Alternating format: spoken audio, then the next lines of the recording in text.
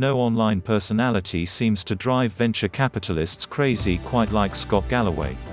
The NYU Stern professor, author and pundit has a knack for sharing personal hot takes and investment predictions that seem to relish controversy, but act like something like chum in the water for certain types of highly online investors on Twitter. Promoting an inverse Galloway portfolio has become a sport for these VCs, and for at least one-third or fourth investor in Uber, something of an obsession. One wrinkle: Galloway has founded a handful of startups, taken one public and sold another for $155 million. In March, his online education startup Section 4 raised $30 million in a round led by General Catalyst.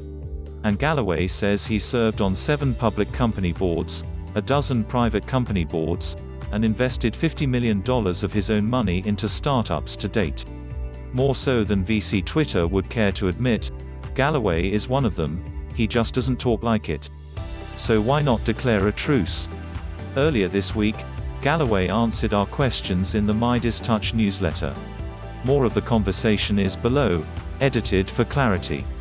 Galloway's short version of why he seems to antagonize venture capitalists, with whom he admits he has a broadly strained relationship. He's not playing the game. Hell hath no fury like a venture capitalist who's worried they might not get their pay, he says. VC culture forbids investors from dissing each other's portfolio companies, Galloway argues, for fear of risking relationships or inviting scrutiny on one's own investments. When someone comes at me hard on Twitter, I know that I've said one of their portfolio companies is overvalued, Galloway says. It's all sort of a pump and dump mafia. The pundit says he's not uniformly negative, either, just playing the odds. You could argue that on a risk-adjusted basis, somewhere around 50% of companies are overvalued, but people don't want to have that conversation, he says. And Galloway admits he gets his predictions wrong, all the time. But why bother calling a company overvalued, as he has Compass, Palantir, or WeWork?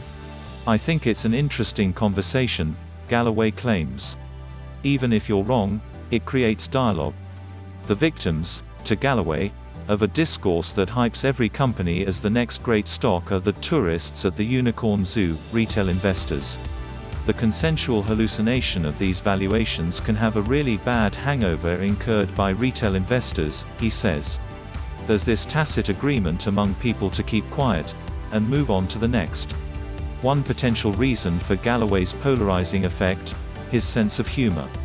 Asked if he considers himself primarily an academic, investor, pundit or entrepreneur, Galloway calls himself a teacher.